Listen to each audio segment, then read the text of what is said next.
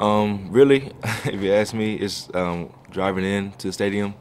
You know, we come up from the buses and pull around, and we got our fans and family out front cheering us on. We walk through the tunnel, and I just like that feeling that you have that it's game day. You know, you've arrived. It's time to play, and that just it's kind of surreal.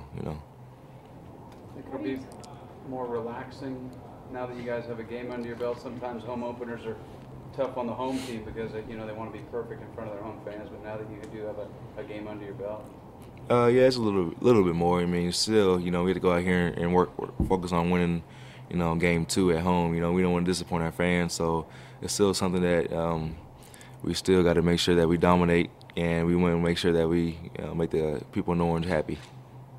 What do you tell the younger guys to expect when it comes to just all the stuff we just talked about? Just expect the crowd. It's going to be loud. It's going to be something that they never experienced before, and they can only see on TV, and just be ready, because, things are going to be fast, and people are going to be flying around, so just be ready, when your time is called to make plays, and when you get out in front of that 100,000 plus, don't be scared.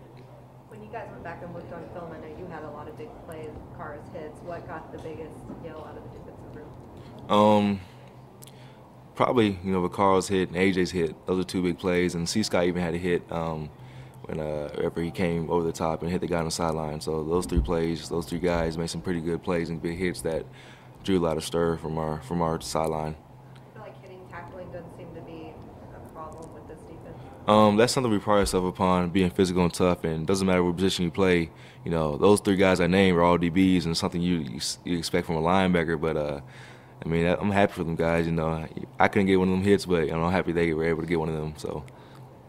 I know you played a number of games here, but after the way the first half went on Saturday, with the interception and the touchdown, was it like a dream game? Like, why can't this happen all the time? I mean, it's something that I've always wanted to do. I've always wanted to make plays here. Last year, I didn't have any turnovers or any forced fumbles or anything like that. So I'm just happy to finally be able to come around and get something on my side, in my stat chart. So.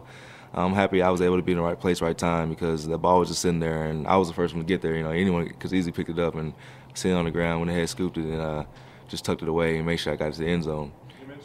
You mentioned right place, right time. Do you look at other guys in the past before, when you haven't been as lucky getting the turnovers and go, how are you able to get that and I can't? Yeah, like, Mayo, he's one of those guys that's always, around the ball. Him and his brother, they were both combined for, team leaders in forced fumbles and fumble recoveries last year. So I was like, man, how you guys always around the ball? How you guys always, be able to get there before I can? Because I'm nowhere near the ball when they get there. So. You talk a little trash to the DBs. Here you are getting the pick, and they can't seem to hang on. Oh no, I definitely did not, because I don't want to be the one next time I get a chance to make a pick. I don't want to drop it. So I definitely opened my mouth in that category. I was lucky to get my hands on the ball in the first place. So. Where were you thinking when that ball was coming? I seen it, and I didn't really have much time to think. I just really wanted to make sure that the guy wasn't able to out jump me and be able to box me out or anything like that. I was in front of him, so I just wanted to make sure I get my body in the air and use my the back of my pads to be able to keep him off of me, be able to just get some separation and possibly break it down or knock the ball down. But I was able to get enough hands on it to bring it in for the catch. Are there 1 or 2 defined leaders on the defense? Are there a couple guys that are more vocal? Maybe everybody kind of turns to it. Sam and Eddie, 2 guys on D-line. They're pretty vocal. They're both seniors, obviously, so, that's what's expected from them. Out of the secondary, you see guys like A.J. Williams and Blake Gideon, guys that have had lots of starts on their belts, and those guys are pretty vocal. And I try to be, leader, when I can. I'm more of a guy that likes to lead by example, so that's what I like to do.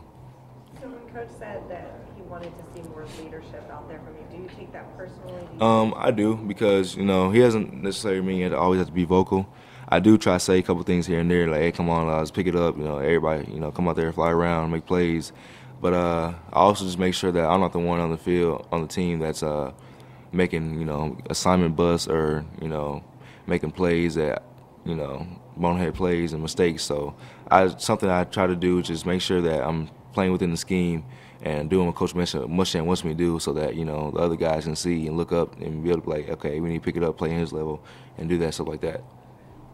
Wyoming, the Carter Samuels came in late last year, but now he's their guy. Likes to throw it around a lot. Just kind of your impressions on what you're up against. Yeah, I know they're a team that likes to, spread the ball out and throw it. And I know the good thing about them is that we've seen them last year. They're going to be doing kind of the same stuff, and they did a whole bunch of pocket movement last year, and we expect to see the same thing out of them this year. And they came out, sometimes 4 receivers to the side, which is, kind of unusual. But we're ready for the things that they're going to do. They do like quick game, kind of bubbles, tunnel screen, stuff like that, and they do a quick tempo offense. So those are things that we're going to be working on this weekend in practice. He's gotten a lot better. I mean, obviously he's a guy that when he came in, he was very athletic. When I came in my freshman year, I seen him make an interception in the end zone. That's something that I was very surprised, to see a DN drop back in coverage and make a pick in the end zone. And then he had that pick last year against Baylor. He's just one of those guys that every year he gets better. Every year he gets, he's a smarter player. So I just think that just goes to show how well he competed in the offseason just to make himself a better player. Remember being mad or frustrated last year at the Wyoming game, the way the first half went? We wasn't really mad, frustrated, because we knew that the points they had scored, they didn't necessarily score more defense. They had that 1 field goal and they had the block and punt, they return for a touchdown. So we weren't really mad because we knew that as a team we would pick it up eventually, and we just know that as long as we kept them going out there and giving our offense a shot, that things would definitely go our way at some point or another. Last question. As a defense, what does it do to you guys when you play well for an entire half like that, and then they score right at the end? Same in the second half, you play well the entire half, and they score right at the end. It kind of frustrates a little bit, but the thing is, it's football. Those things like that will happen, and they're going to happen. And we like to got that ball knocked down, batted down, but it's something that you get to go with, and we're just glad that play didn't happen later on in the game where it could have beat us. You think this group's capable of giving Muschamp his first shutout? You said what? Giving Muschamp his first shutout? That's something that we would like to do. We haven't gotten one yet, and it's kind of hard to get a shutout. Teams, throw the ball, and they'll play all four quarters and all 60 minutes. So we just hope that this game we can put together a complete game and keep the opponent out of the end zone.